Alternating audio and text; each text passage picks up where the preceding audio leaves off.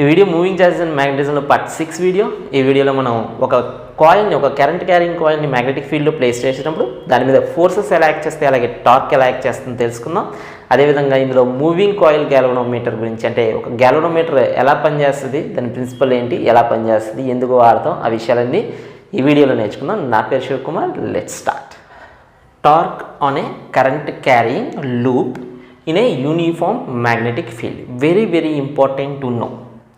ఎందుకంటే చాలా ఇన్స్ట్రుమెంట్స్, మన గ్యాల్వనోమీటర్, యామ్మీటర్, వోల్ట్మీటర్ ఇవన్నీ కూడా ఈ ప్రిన్సిపల్ మీదే ఆధారపడి పనిచేస్తాయి. ఇక్కడ డయాగ్రామ్ ఏదో ఇచ్చాను, ఇది తర్వాత దీని గురించి తర్వాత మాట్లాడదాం. ఓకే, ఇప్పుడు మనకు ఒక యూనిఫామ్ మ్యాగ్నెటిక్ ఫీల్డ్ కావాలి. సో నేను ఏం చేస్తానంటే ఇలా జెడ్ యాక్సిస్ ఒకటి తీసుకుంటాను. ఆ జెడ్ యాక్సిస్ వైపు బి ఉంది, అంటే బి అంతా కూడా పైకి ఉంది. ఓకేనా, మ్యాగ్నెటిక్ ఫీల్డ్ అంతా కూడా పైకి ఉంది. సో అది ఫస్ట్ కన్ఫర్మ్ చేసుకుని ఒక కాయిన్ తీసుకుందాం. ఇది ఎక్స్ వై ప్లేన్. సో చాలా జాగ్రత్తగా చూడాలి. డయాగ్రామ్ చాలామంది కన్ఫ్యూజ్ అవుతారు. డయాగ్రామ్ని అర్థం చేసుకోవడం చాలా కష్టం అవుతుంది, కాబట్టి చాలా జాగ్రత్తగా చూసుకోవాలి. నేనేమో ఇటువైపు జెడ్ యాక్సిస్ తీసుకుంటున్నాను, ఇటువైపు నేను జెడ్ యాక్సిస్ తీసుకుంటున్నాను, ఇటువైపు నేను బీ బార్ తీసుకుంటున్నాను పైకి. ఓకేనా, రైట్. ఇది ఎక్స్ వై ప్లేన్. ఈ ఎక్స్ వై ప్లేన్లో కాయిల్ని ప్లేస్ చేస్తున్నాను. So let us assume this is our coil. దీన్ని మనం ఒక కాయిల్ అనుకుంటున్నాం. అంటే మన కాయిల్ ఇలా ఉందమ్మా. ఇది లెంత్, అలాగే ఇది బ్రెడ్త్. ఓకేనా, రైట్. ఇప్పుడు ఇందులో కరెంట్ అనేది ఈ విధంగా ట్రావెల్ చేస్తుంది. ఇది మన కాయిల్. అర్థమైందా? ఈ కాయిల్ నేను ఎలా పెట్టట్లే, ఎలా పెడుతున్నాను, ఇలా పెడుతున్నాను, ఎక్స్వై ప్లేన్లో పెడుతున్నాను. కాబట్టి ఐడియా తీసుకోండి. This is what idea. ఓకేనా, నేను చాలా జాగ్రత్త చూడాలి. చాలామంది కన్ఫ్యూజ్ అవుతారు. Simple formula, simple, everything is simple, కానీ అర్థం చేసుకోవడంలో కష్టపడతారు. కాబట్టి జాగ్రత్తగా చూడాలి. ఇది ఎక్స్వై ప్లేన్, ఇక్కడ ప్లేస్ చేశాను. ఎప్పుడైనా ఒక కాయిల్ గురించి మాట్లాడుతున్నామంటే దాని నార్మల్ గురించి మాట్లాడాలి. ఎప్పుడు కూడా ఒక ఏరియాని మనం దాని నార్మల్తో రిప్రజెంట్ చేస్తాం. ఏరియా వెక్టర్ ఎట్టుంటుంది, నార్మల్తో ఉంటుంది. సో కాయిల్ అన్నాను అంటే కాయిల్ని కాదు నువ్వు చూడాల్సింది, దేన్ని చూడాలి, నార్మల్ని చూడాలి. అర్థమైందా? అది నార్మల్ యొక్క ఇంపార్టెన్స్. అది ఇప్పుడు ఈ కాయిల్ని మనం ఇక్కడ ప్లేస్ చేస్తాం, ఎక్స్వై ప్లేన్లో ప్లేస్ చేస్తాం. అర్థమైందా? This is XY plane. So Y axis ఇలా ఉంది, వై యాక్సిస్ ఈ విధంగా ఉంది, ఎక్స్ యాక్సిస్ ఈ విధంగా ఉంది. దిస్ ఈజ్ ఎక్స్వై ప్లేన్, ఈ విధంగా ఉంది. ఓకేనా, అది విషయం. ఇప్పుడు ఈ కాయిల్ని కొద్దిగా తిప్పాను, ఇదిగా టీటా యాంగిల్ తిప్పాను. ఎంత యాంగిల్ తిప్పాను, టీటా యాంగిల్ తిప్పాను ఎక్స్వై ప్లేన్ నుంచి. అప్పుడు దీని నార్మల్ కూడా ఏమవుతుంది, ఫస్ట్ నార్మల్ ఎలా ఉంది, బీ బార్ వైపు ఉంది. ఇప్పుడు ఇలా తిప్పితే ఏమవుతుంది, బీ బార్తో టీటా యాంగిల్ చేస్తాను. సో ఎంత యాంగిల్ తిప్పుంచాను, టీటా యాంగిల్ తిప్పుంచాను. సో నేను బీ బార్కి కాయిల్ని పెర్పెండిక్యులర్గా పెట్టట్లే, ఒక యాంగిల్తో పెడుతున్నాను, ఎందుకంటే మనకి జనరల్ ఫార్ములా కావాలి. సో ఈ విధంగా పెడుతున్నాను అనమాట. చాలా జాగ్రత్తగా చూసుకోండి. ఈ విధంగా ప్లేస్ చేస్తాను. So normal is also rotating by angle theta. దీని మీద ఒక డయాగ్రామ్ గీద్దాం. ఓకేనా, జాగ్రత్తగా చూసి ఫాలో అవ్వండి డయాగ్రామ్ ఎలా గీస్తాం అనేది. ఓకే, ఇలా గాల్లో గీలేం కాబట్టి దీన్ని నేను కొద్దిగా ఈ విధంగా గీస్తున్నాను. ఇదే పుస్తకాన్ని ఇలా గీలేం కాబట్టి ఇదే కాయిన్ని ఈ విధంగా గీస్తున్నాను. అర్థమవుతుందా? ఓకే, చూడండి జాగ్రత్తగా.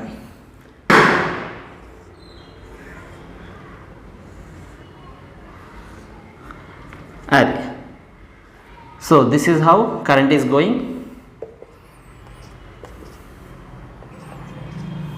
Okay, normal is this. దీనికి నార్మల్ గీద్దాం. ఓకేనా, ఇలా ఉండే నార్మల్ ఒక టీటా యాంగిల్ బెండ్ అయ్యింది. This is normal N cap making an angle theta with what, theta with B bar. B bar ఎలా ఉంది, ఇదిగో బీ బార్ ఎలా ఉంది, ఈ విధంగా బీ బార్ ఉంది. ఓకేనా, బీ బార్ జెడ్ యాక్సిస్ వైపు ఉంది. Okay, right. చూడండి జాగ్రత్త, చూడండి ఇలా ఉందన్నమాట. దాని షాడో గీసా, దీని షాడో ఈ విధంగా గీసా. యాక్చువల్గా ఇలా ఉంది. ఓకేనా, బీ బార్ ఎలా యాక్ట్ చేస్తుంది, ఎన్ క్యాప్ ఎలా ఉంది, అదిగో ఎన్ క్యాప్. ఎప్పుడు కూడా ఒక కాయిల్ అంటే నార్మల్ అనేది ఇంపార్టెంట్. అది normal is making an angle theta with the B bar. That is how coil is. Then what is happening, forces ఎలా ఉంటాయి, టార్క్ ఎలా ఉంటుంది, ఇవన్నీ కూడా చూద్దాం. రైట్, ముందు ఫోర్సెస్ గురించి చూద్దాం. ఇక్కడ 4 వైర్లు ఉన్నాయి. ఒక వైర్ ఉంది అంటే వైర్ మీద ఫోర్స్ ఎంత? F = BIL. గుర్తుందా? B అంటే మ్యాగ్నెటిక్ ఫీల్డ్, I అంటే కరెంట్, L అంటే లెంత్. ఒకవేళ అంటే లెంత్ B ఇవన్నీ పెర్పెండిక్యులర్గా ఉంటే, ఇక్కడ అన్నీ పెర్పెండిక్యులర్గానే ఉంటాయి. సో దాని గురించి వరి అవ్వకండి. ఫార్ములా ఫోర్స్ ఏం గుర్తుపెట్టుకుంటారు? BIL అని గుర్తుపెట్టుకో. డైరెక్షన్ ఎవరు ఇస్తారు? Left hand Fleming rule. Okay, ఇది చూడండి. పుస్తకం ఇలా ఉంది, ఐ మీన్ కాయిల్. కరెంట్ ఇలా పోతుంది కదా, అంతేనా? కరెంట్ ఇలా వెళ్తుంది కాబట్టి ఇదిగో ఫీల్డ్ ఎటు పైకి, ఇది ఫీల్డ్ కదా, ఫీల్డ్. ఇది ఎవరిది? Middle finger. కరెంట్ ఎటు పోతుంది? ఇలా పోతుంది, అవునా? ఇదిగో. సో అప్పుడు ఫోర్స్ ఎలా ఉంది? ఇదిగో ఇలా పోతుంది కదా కరెంట్. ఫోర్స్ ఎలా ఉంది? Towards right side, towards right side. Okay, field అలాగే ఉంది, కరెంట్ మాత్రం కింద వైర్లో కరెంట్ ఎలా ఉంది? ఇటువైపు ఇలా కరెంట్ వెళ్తుంది కదా, ఇలా కరెంట్ వెళ్తుంది కాబట్టి కింద దాంట్లో కరెంట్ ఇటు వచ్చింది. ఫీల్డ్ పైకే ఉంటుంది, ఫీల్డ్ పైకే ఉంది, కరెంట్ ఇలా వెళ్తుంది. సో ఫోర్స్ ఇటు ఉంది, ఇటువైపు ఉంది. సో ఇటువైపు ఫోర్స్. జార్జ్ ఇటువైపు ఒక ఫోర్స్ ఇలా లాగుతుంది, ఒక ఫోర్స్ ఇలా లాగుతుంది. ఈక్వల్ అండ్ ఆపోజిట్, రెండు BILగా. ఇది BIL, ఇది కూడా BIL. సో రెండు ఈక్వల్ ఫోర్సెస్తో ఇలా ఉన్నప్పుడు ఇది ఇలా లాగుతుంది, ఇది ఇలా లాగుతుంది. అప్పుడు కాయిల్ ఏమవుతుంది? తిరగడానికి ప్రయత్నిస్తుంది. అంటే ఏం యాక్ట్ చేస్తున్నట్టు? టార్క్ యాక్ట్ చేస్తున్నట్టు. అది ఇక్కడ గీసాం. సో ఇక్కడ చూడండి, F సింపుల్గా అనమాట, ఇంత కథ లేకుండా F BIL, F BIL. ఏం గీసాము? ఇదిగో ఇది making an angle theta angle తిప్పాము. అప్పుడు ఈ విధంగా BIL అటు ఇటు యాక్ట్ చేస్తుంది. కానీ ఇక్కడ నువ్వు అడగచ్చు, సరే ఇటు కూడా కరెంట్ ఉంది, ఇటు కూడా కరెంట్ ఉంది, వాటి సంగతి ఏంటి? సో ఇటు కూడా కరెంట్ ఇలా వెళ్తుంది, ఇటు కూడా కరెంట్ ఈ విధంగా వెళ్తుంది, వాటి సంగతి ఏంటి? వాటి సంగతి చూద్దాం. ఓకేనా? రైట్, చూడండి. ఇటువైపు వెళ్తుంది కదా, లెఫ్ట్ హ్యాండ్ రూల్. పైకి ఉంది B and current is going in the direction. అంటే ఫోర్స్ ఎలా ఉంటుంది? ఒకసారి మళ్ళా, అది B is upwards and current is going upwards like this. So how force is outwards. So same story here. ఓకేనా? Upwards and going this way. So force is inwards. ఇదిగో ఇలా. So force here is inwards. మరి వాటి సంగతి అది తిప్పట్లేదా coin? నేను చూడండి, ఇలా ఒకటి లాగుతున్నాడు, ఇలా ఒకటి లాగితే ఇలా తిరగడానికి ట్రై చేస్తుంది. ఇలా ఒకటి లాగుతున్నాడు, ఇది ఇలాగా. F BIL, ఇలా లాగుతున్నారు, ఏమవుతుంది? తిరగదు. ఇది ఇలా లాగితే తిరుగుతుందా? తిరగదు. కానీ ఇలా లాగితే తిరుగుతుంది. అర్థమవుతుందా?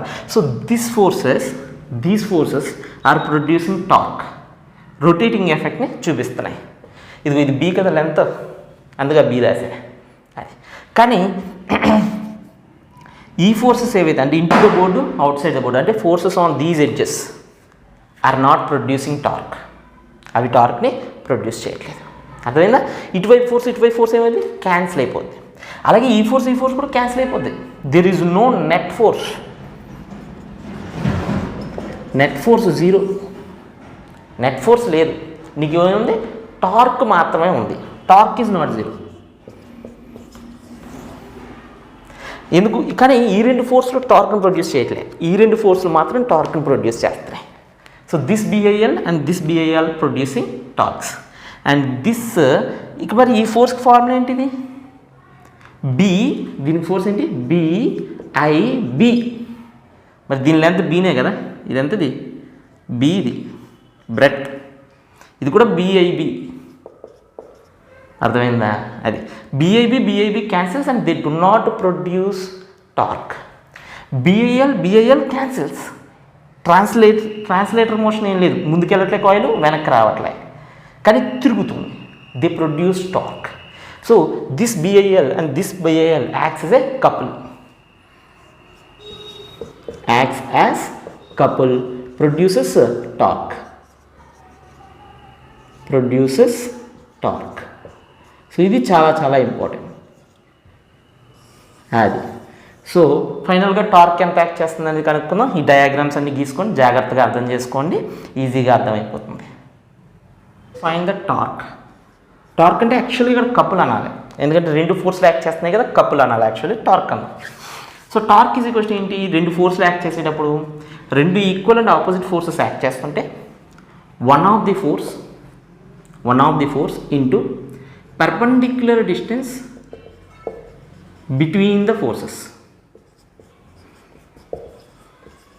రెండింటికి మధ్యలో ఉన్న పర్పెండిక్యులర్ డిస్టెన్స్ తీసుకోవాలి. ఇక్కడ కాయిల్ని ఎంత తిప్పాము, టీటా తిప్పాము. నార్మల్ బీతో ఎంత చేస్తుంది, టీటా చేస్తుంది.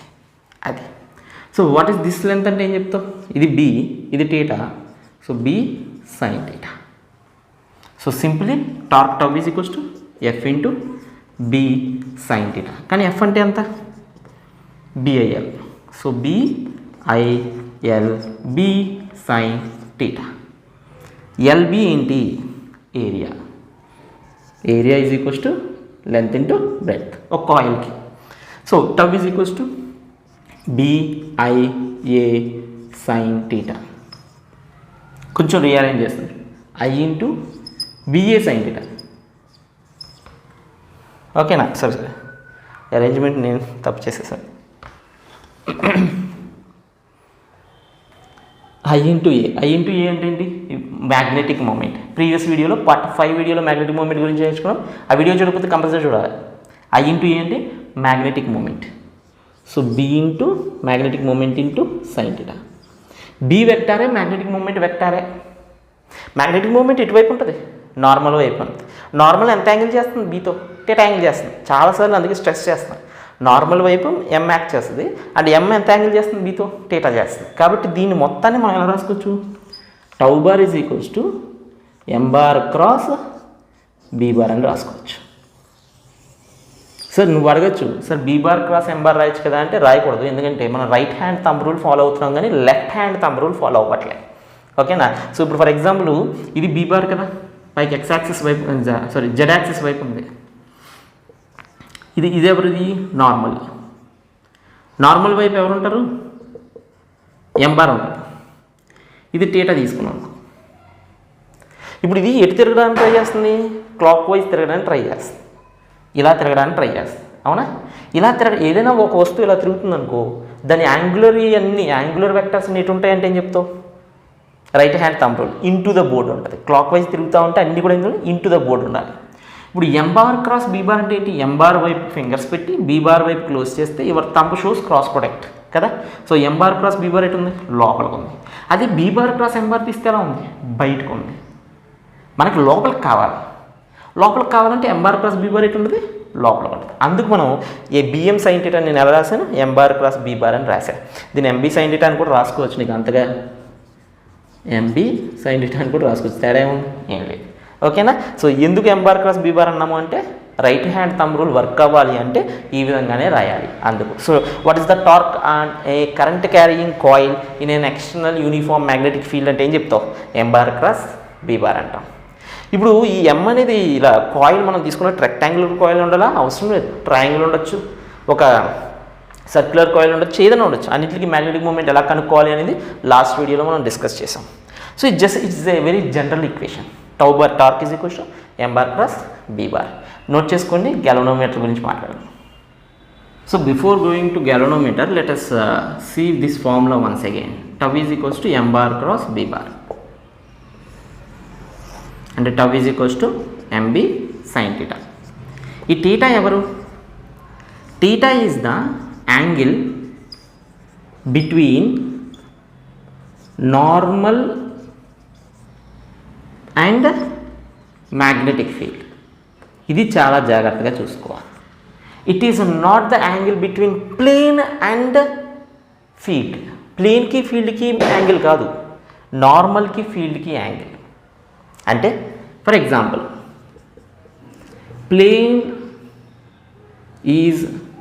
plane of coil is perpendicular to B. What happens? What is the theta value? Theta value ఎంత అంటే నేను చెప్తాను.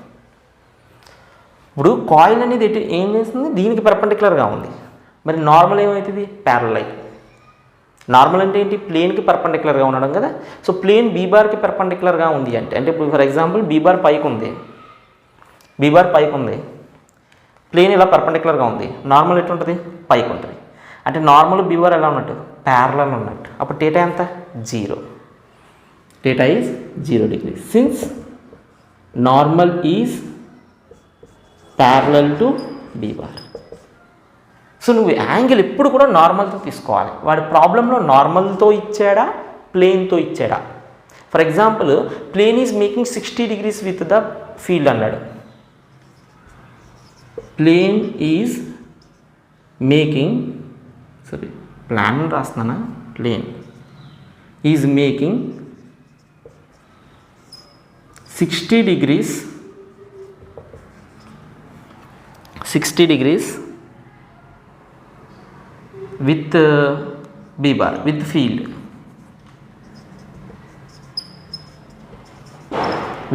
ఇప్పుడు థీటా ఏం తీసుకోవాలి? Plane is making 60 degrees with the field B bar. అప్పుడు థీటా ఎంత తీసుకోవాలంటే 90 - 60 అంటే ఎంత? 30 degrees తీసుకోవాలి. ఎందుకు? ఇదిగో ఫర్ ఎగ్జాంపుల్ బీ బార్ ఎలా ఉంది? పైకి ఉంది. This is plane, this plane is making 60 degrees. ఇది నార్మల్, ఓకేనా? అది నార్మల్. మరి ఎంత యాంగిల్ అంటే ఏం చెప్తావు? 30 degrees. ఎందుకంటే ఇది మొత్తం 90 అవ్వాలిగా ప్లేన్తో, అందుకు. సో ఎప్పుడైనా ప్లేన్తో ఇచ్చాడు అనుకోండి 90 మైనస్ యాంగిల్ చేసుకుంటే నీకు కావాల్సిన యాంగిల్ వస్తుంది. అర్థమైందా? సో ప్రాబ్లంలో థీటా తీసుకునేటప్పుడు మాత్రం చాలా జాగ్రత్తగా ఆలోచించి తీసుకోండి. ప్లేన్ చేస్తుందని చెప్పాడా? ఒకవేళ నార్మల్ చేస్తుంది, for example normal of the plane is making 60 degrees అన్నాడు అనుకోండి, థీటా డైరెక్ట్గా 60 degrees తీసేసుకోవచ్చు. అర్థమైందా? సో చాలా జాగ్రత్తగా చదువుకుని అది ఏంటి థీటా అనేది జాగ్రత్తగా చూసుకుని తీసుకోవాలి, కన్ఫ్యూజ్ అవ్వకూడదు. ఓకేనా? నోట్ చేసుకో. మరి టార్క్ ఎప్పుడు 0 అవుతుంది? టార్క్ 0 అవ్వాలంటే దెన్ థీటా 0 అవ్వాలి. థీటా 0 అయింది అంటే అర్థం ఏంటి? Normal of the plane coil, normal of the coil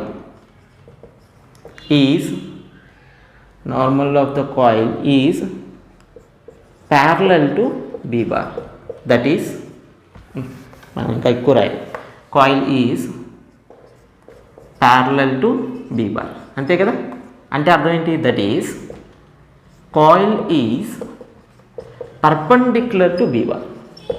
normal ప్యారలల్గా ఉందంటే కాయిల్ ఎలా ఉంటే పర్పెండిక్యులర్గా, అంటే బీ బార్కి పర్పెండిక్యులర్గా ఉంది అంటే దాని మీద టార్క్ ఏమీ ఉండదు.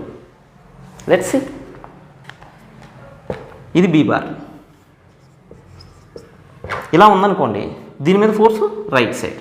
So this is the coil, దీని మీద ఫోర్స్ రైట్ సైడ్ BIL, దీని మీద ఫోర్స్ BIL లెఫ్ట్ సైడ్.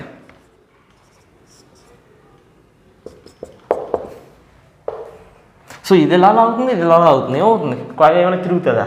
తిరగదు. మనకి ఇందాక ఎందుకు తిరిగింది? ఒక యాంగిల్ ఉంది కాబట్టి అది ఇలా తిప్పడానికి ట్రై చేసి. అర్థమైందా? సో నార్మల్ ఎలా ఉంటుంది అంటే ప్యారలల్ టు బీ బార్.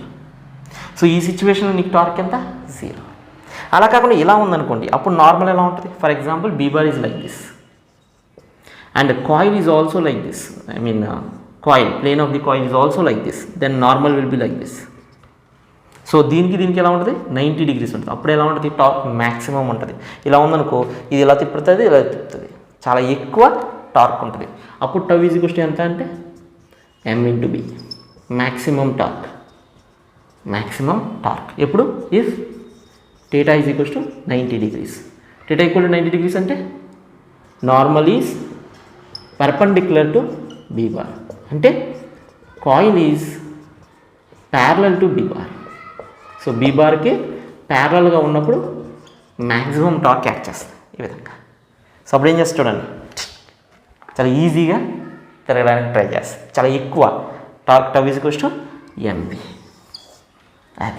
అది జాగ్రత్తగా అర్థం చేసుకోవాలి. కాయిల్ మ్యాగ్నెటిక్ ఫీల్డ్లో ఉన్నప్పుడు ఎలా ఫీల్ అవుతుంది ఏంటి అనేది. ఓకేనా? నోట్ చేసుకోవాలి. Moving coil, galvanometer, MCG. Moving coil, galvanometer.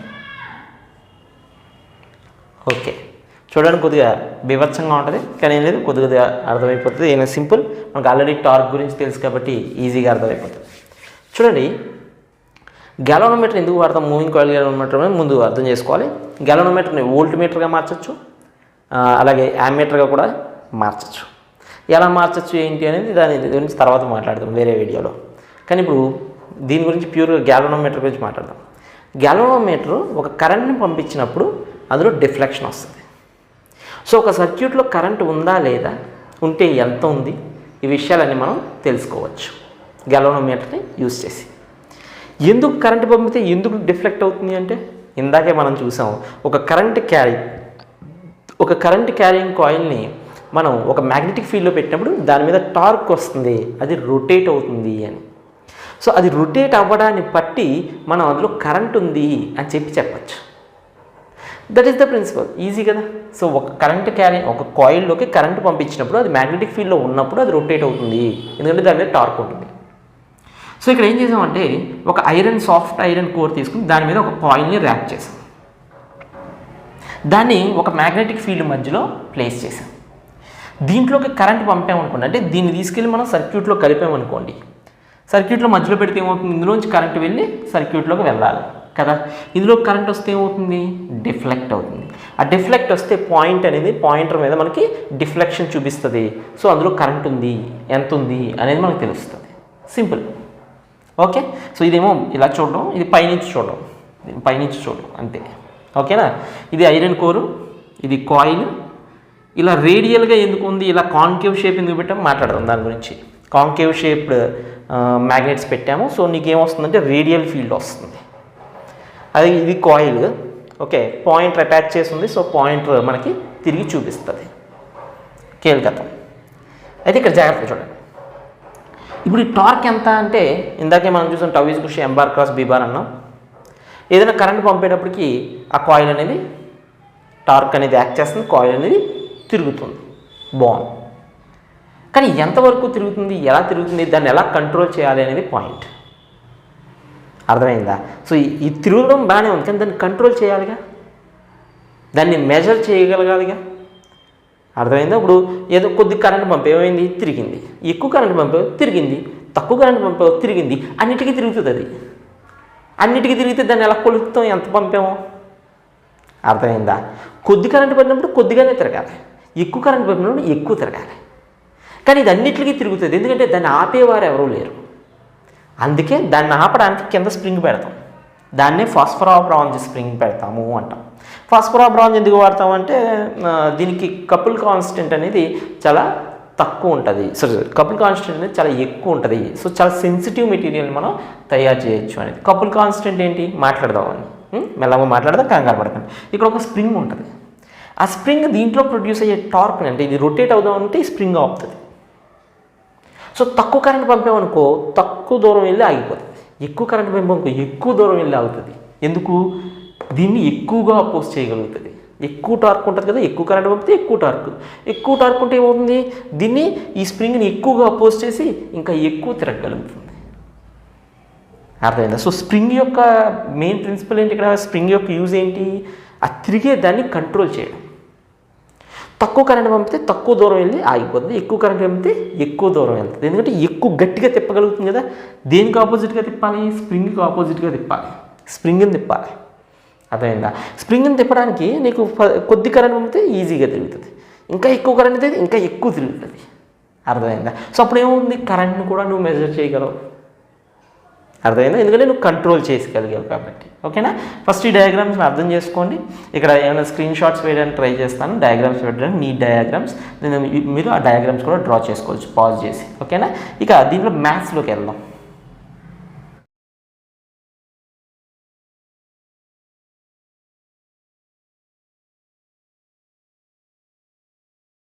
So మనం ఎంసీజీలో మనకి రేడియల్ ఫీల్డ్ ఉంటుంది అని. రేడియల్ ఫీల్డ్ అంటే ఈ విధంగా,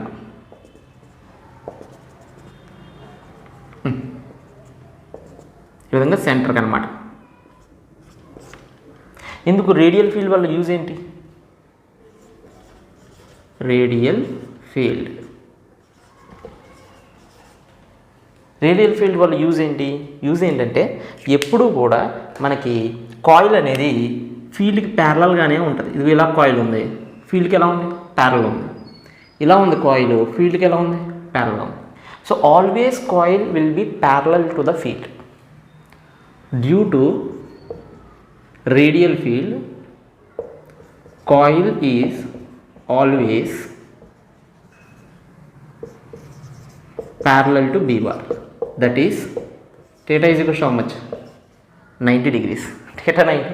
Coil normal. Just చూసుకోవాలి. Coil is parallel to field. That means theta is 90 degrees. That means you have tau max. That means MB. అర్థమైందా? ఇక్కడ అయితే ఇంకా క్లియర్గా రాసుకుంటా అంటే ఇక్కడ రాసుకోవచ్చు. ఏమని? That is normal is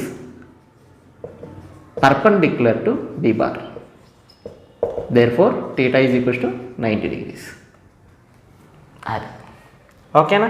so always torque అనేది మ్యాక్సిమం, అలాగే ఆల్వేస్ ఎంబీ ఉండే విధంగా ఉంటుంది కాబట్టి రేడియల్ ఫీల్డ్ తీసుకుంటున్నాము. రైట్. ఇంత టార్క్ మ్యాగ్నెటిక్ టార్క్ యాక్ట్ చేస్తుంది. మరి దీన్ని ఎవరు ఆపుతున్నారు? స్ప్రింగ్ ఆపుతుంది. ఇప్పుడు ఇలాగా ఇది తిరుగుతుంది, బాగానే ఉంది. దీని కింద ఉన్నారు స్ప్రింగ్ ఉంది. సో ఇది తిరిగినప్పుడు నువ్వు స్ప్రింగ్ని తిప్పుతున్నావు. స్ప్రింగ్ని తిప్పితే స్ప్రింగ్ ఏం చేస్తుంది? ఒక రీస్టోరింగ్ టార్క్ని ప్రొడ్యూస్ చేస్తుంది.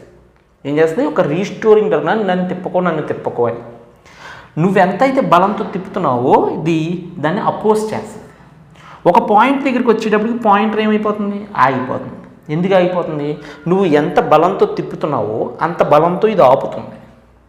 అంటే ఎట్ ఈక్విలిబ్రియం, అంటే ఆగిపోయిన దగ్గర at equilibrium torque applied by the magnetic field is equal to torque applied by the spring.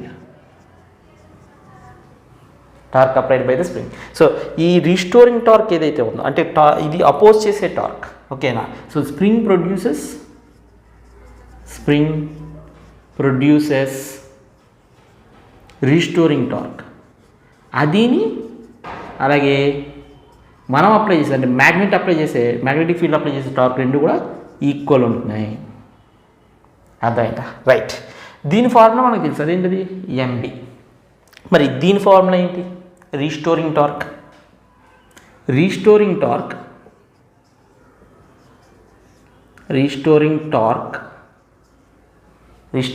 అనేది is equal to C theta. అంటే ఎంత యాంగిల్ తిప్పితే అంత ఎక్కువ టార్క్ను ప్రొడ్యూస్ చేస్తుంది.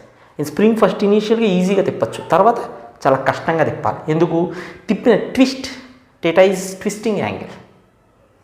దిస్ ట్విస్టింగ్ యాంగిల్ అనేది ఎక్కువ అయ్యే కొద్ది టార్క్ కూడా, రీస్టోరింగ్ టార్క్ కూడా ఎక్కువ అవుతుంది. మరి సి ఏంటి? సి అంటే constant, spring constant, or we can say the restoring torque per unit twist. అంటే ఒక యూనిట్ ట్విస్ట్ తిప్పినప్పుడు ఎంత రీస్టోరింగ్ టార్క్ ప్రొడ్యూస్ అవుతుందో అంత దాన్ని మనం సి అంటాం. సో సి అంటే ఏంటి? You can say couple constant of a spring అని చెప్పచ్చు, లేకపోతే it's torque per restoring torque per unit twist అంటే ఏటా ఒకటని అలా కూడా చెప్పచ్చు. అంటే 1 డిగ్రీ తిప్పామనుకో ఎంతది టార్క్ రీస్టోర్ అవుతుంది అనేది సి అనమాట. అంటే ఎంత టార్క్తో అది నిన్ను అపోజ్ చేస్తుంది అనేది మనకి సి అవుతుంది. ఆ 1 డిగ్రీ కాస్త 2 డిగ్రీలు అవ్వచ్చు, 3 డిగ్రీలు అవ్వచ్చు, 10 డిగ్రీలు అవ్వచ్చు. అప్పుడు సి ఇంటూ ఎన్ని డిగ్రీలు అయితే అన్ని డిగ్రీలు, ఎంత ట్విస్ట్ చేస్తే అంత. So C is simply couple constant of spring అనొచ్చు, లేదంటే restoring torque per unit twist అనొచ్చు. అది సి టీటా. ఈ రెండు ఈక్వల్ అవ్వాలని అంటే MB is equals to C theta. ఆ మ్యాగ్నెటిక్ మూమెంట్ ఫార్ములా ఏంటి? Number of turns into current into area, NIA into B. Number of turns current A is equals to C theta. ఇప్పుడు చూడండి, ఇది మెయిన్గా ప్రిన్సిపల్ ఏంటి?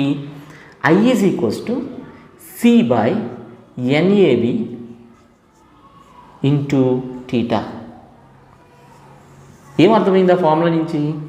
నువ్వు పంపే కరెంట్ టీటాకి ప్రపోర్షనల్గా ఉంటుంది. ఎందుకంటే C is fixed for a spring, number of turns fixed, area fixed, magnetic field fixed, ఇవన్నీ ఫిక్స్డే. కాబట్టి I is proportional to theta. అంటే ఎంత ఎక్కువ కరెంట్ పంపితే అంత ఎక్కువ ట్విస్ట్ అవుతుంది.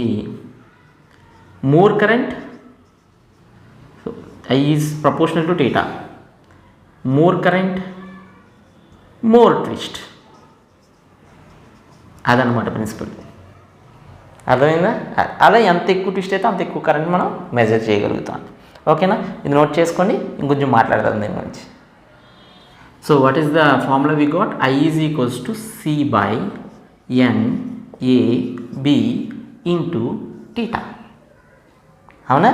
అది దీనంతా గ్యాల్వనోమీటర్ కాన్స్టెంట్ అంటాం. అన్ని కాన్స్టెంటే కాబట్టి ఒక గ్యాల్వనోమీటర్కి దీన్ని గ్యాల్వనోమీటర్ కాన్స్టెంట్ అంటాం. సో ఇలా కూడా రాయొచ్చు, I is equals to K theta. K అంటే ఏంటి? C by N AB. We call this as galvanometer constant. అర్థమైందా? అది. So I is proportional to theta. That is the principle of galvanometer. Next ఇక్కడ రెండు పదాల గురించి తెలుసుకోవాలి. ఒకటి current sensitivity. Current sensitivity. Sensitivity అంటే ఏంటి? ఎంత చిన్న కరెంట్కి రెస్పాన్స్ ఉంటుంది అని. ఎంత చిన్న కరెంట్ని నువ్వు అక్కడ చూడగలుగుతావు. వెరీ మైక్రో యాంప్స్ పంపావు, చూడగలుగుతున్నావా లేదా? మిల్లీ యాంప్స్ పంపావు, చూడగలుగుతున్నావా లేదా? యాంపియర్స్ పంపావు, చూడగలుగుతున్నావా లేదా? అది సెన్సిటివిటీ అంటే. నువ్వు మార్కెట్లోకి వెళ్ళి యామ్మీటర్ కొనుక్కోవాలన్నప్పుడు వాడు అడుగుతాడు ఏ రేంజ్లో కావాలండి అని. ఏ రేంజ్లో కావాలి అంటే డబ్బుల్లో కాదు, ఏ రేంజ్ ఆఫ్ కరెంట్స్ని మెజర్ చేస్తావు అని. మైక్రో యాంప్స్కి ఒక మిషన్ ఉంటుంది, మిల్లీ యాంప్స్కి ఒక మిషన్ ఉంటుంది, యాంప్స్ కొలవడానికి ఒక మిషన్ ఉంటుంది. మైక్రో యాంప్స్ అంటే చాలా చిన్న కరెంట్ అన్నమాట. అంటే దానికి సెన్సిటివిటీ ఎక్కువ. చిన్న కరెంట్ వచ్చినా టాక్ మంది తిరుగుతుంది. అర్థమైందా? అదే యాంప్స్ అనుకో పెద్ద కరెంట్లో వస్తే కానీ తిరగదు అది. ఓకేనా? సరే, మరి మోర్ సెన్సిటివిటీయే వాడచ్చు కదా అందరికీ అంటే, మనకి యాంప్స్లో కరెంట్ ఉన్నప్పుడు మైక్రో యాంప్స్తో గోల్ ఎందుకు? అలాంటి సందర్భంలో మనం యామ్మీటర్ అంటే యాంప్స్ కొలిచే యామ్మీటర్ని తీసుకుంటాం. మిల్లీ యాంపియర్స్లో కొలవాలనుకున్నప్పుడు మిల్లీ యాంపియర్స్ మిషన్ వాడతాం.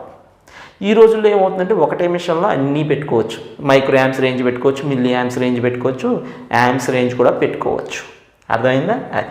సో సెన్సిటివిటీ అంటే ఎంత చిన్న కరెంట్స్కి అది రెస్పాండ్ అవుతుంది అని. సో మోర్ సెన్సిటివిటీ ఉండాలంటే మోర్ యాంగిల్ ఉండాలి ఫర్ స్మాల్ కరెంట్స్.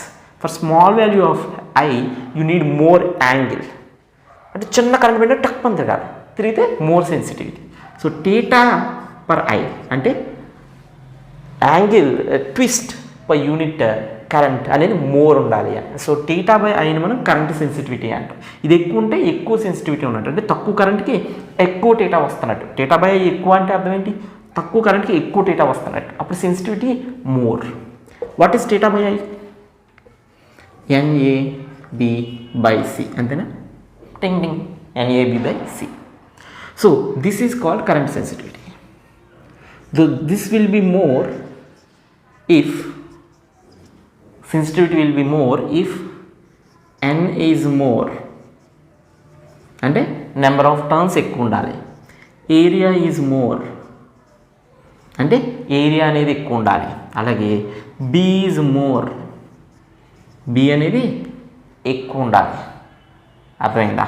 అలాగే C ఈజ్ లెస్ అంటే couple produced by the restoring couple produced by the spring should be less to have more sensitivity. More sensitivity ఉండాలంటే C తక్కువ ఉండాలి, మిగతా అన్ని ఎక్కువ ఉండేలా మనం తయారు చేసుకోవచ్చు. నోట్ చేసుకోండి. కరెంట్ సెన్సిటివిటీ గురించి నేర్చుకున్నాం కదా. ఇప్పుడు వోల్టేజ్ సెన్సిటివిటీ. వోల్టేజ్ సెన్సిటివిటీ మరి గ్యాలనోమీటర్ని రెండు విధాలుగా వాడచ్చు. కరెంట్ మీటర్గా వాడచ్చు, లేదంటే వోల్టేజ్ మీటర్గా వాడచ్చు. సో ఎలా మారచ్చు ఏంటి అనేది తర్వాత వేరే వీడియో ఏదైనా చూసుకొని చేద్దాము. బట్ ఇక్కడ చూడండి, ఇది కూడా మెజర్ చేయొచ్చు, ఇది కూడా మెజర్ చేయొచ్చు. కరెంట్ వోల్టేజ్ సెన్సిటివిటీ ఎట్లా? సెన్సిటివిటీ V అంటే IR కదా. V అంటే ఏంటి? IR, current into resistance. So voltage sensitivity అంటే theta by V, current sensitivity అంటే టీటా బై I. అంటే θ/IR. So same formula NAB/CR. This is voltage sensitivity. Same story, but ఒక R ఎక్కువ వస్తుంది అంతే. నోట్ చేసుకోండి. ఇక్కడ చిన్న ఎగ్జాంపుల్ చేద్దాం చూడండి. ఒక గ్యాల్వనోమీటర్లో ఏరియా ఆఫ్ ది కాయిల్ ఎంత, ఇంత, నెంబర్ ఆఫ్ టర్న్స్ అంత, B ఇంత, I అంత, 18 ఇంత. అంటే ఏం లేదు చూడండి, ఏ coil of area this much having n turns, n is equal to 60, so turns కదా, 60 turns, n is equal to 60 turns ఉన్న ఒక కాయిల్ని అందులో దాన్ని ఒక మ్యాగ్నెటిక్ ఫీల్డ్లో పెట్టాం. ఎంత మ్యాగ్నెటిక్ ఫీల్డ్, 90 గాస్. గాస్ అనేది CGS, ఎంకేఎస్లోకి మార్చాలి అంటే 90 × 10⁻⁻4 టెస్లా. అది గుర్తుపెట్టుకోండి, 1 gauss is equals to 10⁻⁻4 tesla. Okay, CGS ఇదేమో ఎంకేఎస్, రైట్. ఇది ఎంకేఎస్లోనే ఉంది. I అనేది 2 milliamps పంపినప్పుడు కాయిల్ ఎంత డిఫ్లెక్షన్ ఇచ్చింది, 18 డిగ్రీ డిఫ్లెక్షన్ ఇచ్చింది. 2 milliamps అంటే 2 × 10⁻³ amps. Then you have to find what is the torsional constant of the spring. Torsional constant ఏంటి, దాని పేరే, C పేరే తినాలి. Torsional constant of the spring. అది okay. We have a formula. What is the formula? Torque produced by the, always remember you can come from the torques formulas. NIAB, torque produced by the magnetic field is equals to torque produced by the restoring torque produced by the spring. So C is equals to NIAB/θ. So C is equals to, what is N, 60, I is 2 milliamps, A is 5 × 10⁻⁻4 meter square, B is 90 × 10⁻⁻4 Tesla by θ is 18. Of course 18 90లో 5 times పోతుంది. So C is equals to 5 5 25, 25 2 50, 56 300, అంతేనా, 5 6 30. So 300 కాదు, 3000 అది. So ఇక్కడ 10⁻³ 10⁻⁴ 10⁻⁴ అంటే 4 4 8 3 11 అది. So ఇది బాగాలేదు, ఇలా పెడదాం. 3 × 10⁻³ పోయినాయి అనుకోండి, 3 పోతే 8 ఉంటుంది. సో -8 అది. ఓకేనా. యూనిట్స్ ఏంటి మరి, యూనిట్స్ ఏంటంటే కపుల్ కాన్స్టెంట్ అంటే ఏంటి, torque is equals to Cθ కదా, Cθ. టార్క్ యూనిట్స్ ఏంటి, newton metre. So newton metre per degree, అది యూనిట్ Cకి, అవునా. ఎందుకంటే torque tau is equals to Cθ, C is equals to torque by θ. Torque unit ఏంటి, newton metre by θ అంటే degree.